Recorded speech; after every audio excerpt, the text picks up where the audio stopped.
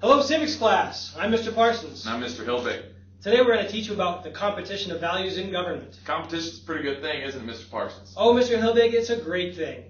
Do you remember that time we had a pellet gun competition? No. No, Oh, I don't. do. And I won? No, you did not. It was awesome. Nope. So today we're looking at principles of democracy in government, and we're going to see how good things in government can be in competition, or they can clash, because they just inherently don't get along with each other. Like me and Mr. Parsons. Exactly.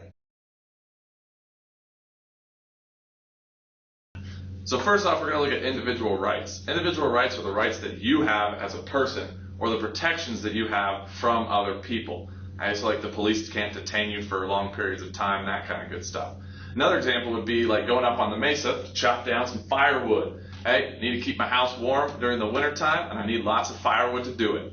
But we've got to think about the common good also. Common good is what's best for all people in a society or group. It usually requires some sacrifice of individual interest. So when you go up on the mesa to cut down your firewood, you have to get a permit, and there's a limit on how much you can take. That way, everybody can have firewood for the winter.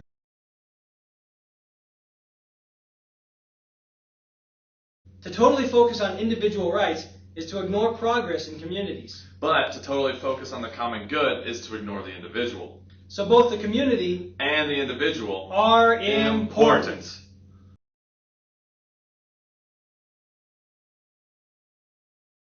Now we're going to look at rights versus responsibilities of citizens. Rights of citizens refers to things that a member of a nation can do without any legal ramifications, so things that they can do without getting in trouble from the government. It also talks about things that they're protected from.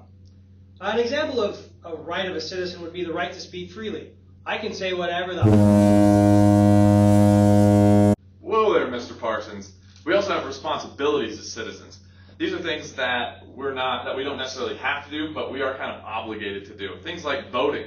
It's a good thing to do. Military service. Yeah, that's a good thing to do, but you don't necessarily have to. Right? It also means when we think about free speech, sometimes you can say whatever you want, like Mr. Parsons just did, but there's other times when maybe you shouldn't say anything at all.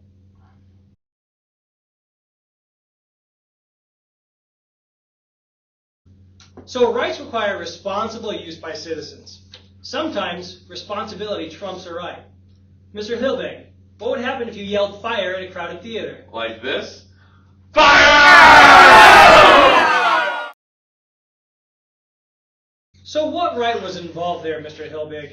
Well, my right to free speech, I can say whatever the heck I want. Yes, you can. But what responsibility was involved? Well, I guess I probably shouldn't have yelled that since there actually wasn't a fire here. And that did incite a panic, and I ended up getting knocked over for that. Yes, you did. So which was more important in this situation? Fine, it was probably responsibility, Mr. Parsons. Yes, sometimes responsibility can override a right.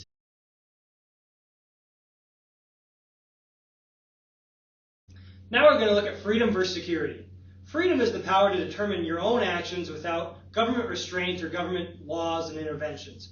For example, I have the right to own a firearm. America!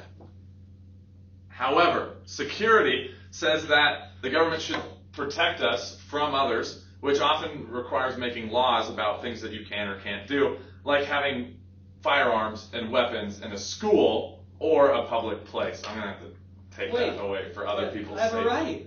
And not in this case, Mr. Parsons. In this case, public security trumps your right to own a firearm.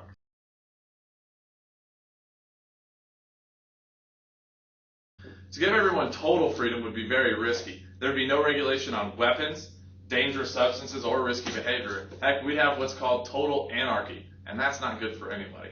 But to make everyone totally safe from each other would require the absence of all freedoms altogether. Danger would still exist. We'd still have cars and roads and be able to get places. There'd still be dangers lurking.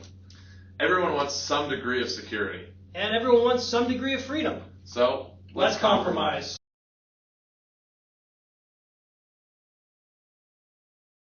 Thanks for watching the video. Now that you've finished, what we'd like you to do is go ahead and find the link to the article that we talked to you about in class. Go ahead and read that and have that done by the deadline. Make sure you print that article, highlight it and annotate it, and bring it to class with you for our discussion. If you need a print, there's always the library. They'd be more than happy to help you in there.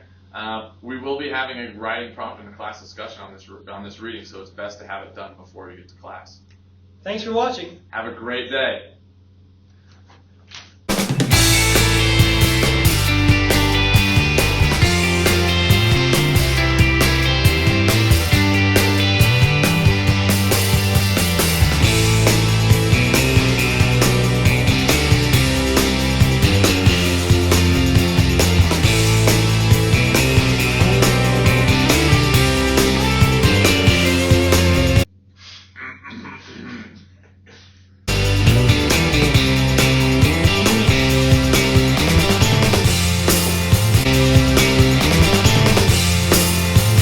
I don't know what that compromise is, but